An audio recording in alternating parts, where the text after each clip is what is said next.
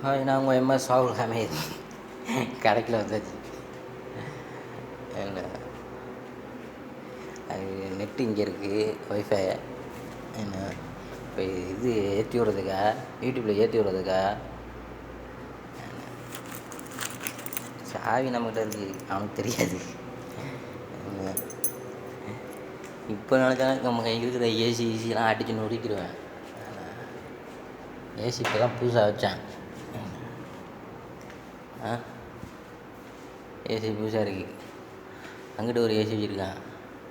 எனக்கு நல்ல கண்ணாடியில் தான் செட் பண்ணி வச்சுருக்கான். அடிச்சு நொறுக்கினாக்க எனக்கு 5000 செலவு வச்சான். அவனுக்கு 1,00,000 1,00,000 செலவு வச்சிடும். எனக்கு இதை அடித்து நொறுக்கணுங்கிற ஆசையாக இருக்குது. என்ன ஏசி, எனக்கே ஏசி இல்லை, அவனுக்கு என்ன ஏசி இருக்கட்டும். இது இப்போ கை வைக்கக்கூடாது, அதனால தப்பாக போயிடும். ஏன்னா டிக்கெட்டுக்கெல்லாம் போட்டாச்சு. ஸோ இன்ஷா அல்லாஹ் இன்றைக்கி தான் போய் ஜாம் வாங்கலான்னு இருக்கேன். அவ்வளோ வாங்கிட்டு மெண்டல் ஒரு டீல் பேசினேன். ஸோ நமக்கும் எதுவும் ஃபாய்தாக இருக்குன்னா பார்ப்போம். போய் சாமான்லாம் வாங்கிட்டு அலைச்சல்.